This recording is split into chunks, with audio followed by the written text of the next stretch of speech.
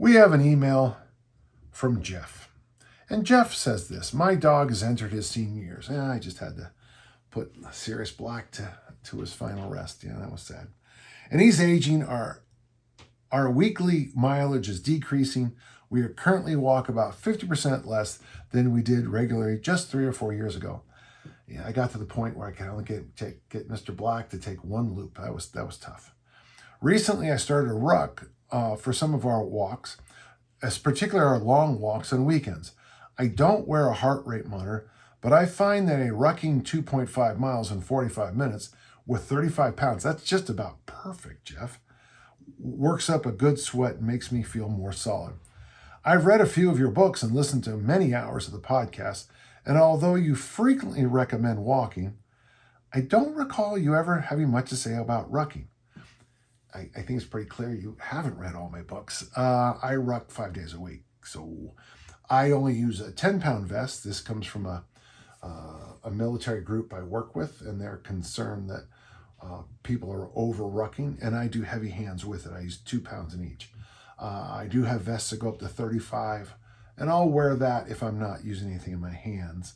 But I'm a big fan of rucking. The mistake I think most people make is that they're overloading the ruck. Since the Roman Empire, we've known that the infantry can carry comfortably 15 kilos, which is 35 pounds. When you get over that, you start beating the hell out of the ankles, the knees, the hips, and the back. The back takes a beating. And also, too, some of the military groups I'm saying are this over-rucking is getting this kind of this weird loaded issue with this part of the spine, the cervical spine. What gives? So the follow-up, Jeff says, is what gives. Like, I haven't been talking about rucking, even though I'm the one. If you read The Art of Manliness, it's a great podcast. When they interview me, I tell them about one of my secrets, which is called reverse rucking. But of course, I've never talked about it. It seems like a great activity to complement loaded carry, arm building, and fat loss program. Jeff, I absolutely 100% agree with you, which is why 5 days a week I do a variation of it. Even when I walk, I tend to either do heavy hands now, low, level 1, level 2 at the most, or rucking, just because I'm trying to do this thing I call reverse rucking. As always, and I think part of what Jeff's saying echoes this. What we do, especially in the world of fitness, is if something is good, 1,000 times more has to be better, and it's just not true. I do have a concern that rucking is going to be the. Do you remember about 2 years ago when everyone was running backwards and doing these really hyper deep reverse lunges and then all these other tools keep showing up? I always tell people, this is John Jesse's book. I get mine from Bill Hinburn's site, but the Wrestling Physical Conditioning Encyclopedia. And you just can go in here and you can find literally every new craze that's about to show up in our industry. There's all pretty soon wrist roller. I'm making a guess, but wrist rollers are going to come back in, or those short little you guys probably. This might even be, it was a style of shock training where you put a big weight on the floor and you would come up and it was undeadliftable, but you would push as hard as you can and take all the slack out of the bar. Or you'd put a heavy load in the rack and you couldn't lift it, but you try to shock the weight up. That'll come back because that stuff was always, it looks cool anyway. Yeah, I'm a huge fan of loaded walking, big fan of it. So there's carries. So this, if you've ever used the word loaded carry, I think you're quoting me.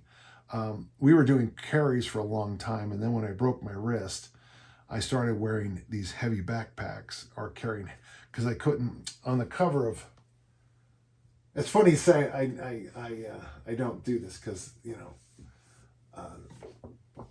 on the cover of Never Let Go, I am basically doing, I have a broken wrist there. I'm carrying a heavy sandbag, 150 pounder called Judy, named after somebody. So carries are when you do waiter walk, a rack walk, a suitcase walk, a farmer walk, that family. A loaded carry is when you add a heavy backpack or you drag a sled. And I try to differentiate that in my coaching. So for a while there, we were saying carries with weights, and then pretty soon it just became loaded carries. But so if you're doing things like your loaded carry, and I think the best one now is probably the suitcase carry if I had to pick one, and then you add a ruck to it, it really does change the way you do things. From the work of Tim Anderson, I'll make sure I post a picture or video of this pretty soon. I got this, it's called a company called Ringside. They have we call it a Tiara, but it's a 5-pound weight you wear. And I'm now doing my farmer walks and my suitcase carries with the weight here on top of my head. And the reason is I'm trying to get myself to, with my reflexive strength, be taller. And if I have it up here and I lean down at all, as you sometimes do when you're doing loaded carries, you start to become a comma. It forces me to stay tall, and I have found it to be really good. So Tim Anderson, once again, thank you for making my life better. Yeah, I'm a big fan of rucking. You can hear an interview with me over at Art of Manliness that I talk about it in, I think, the entire time. Okay, that'll do. Thank you, Jeff.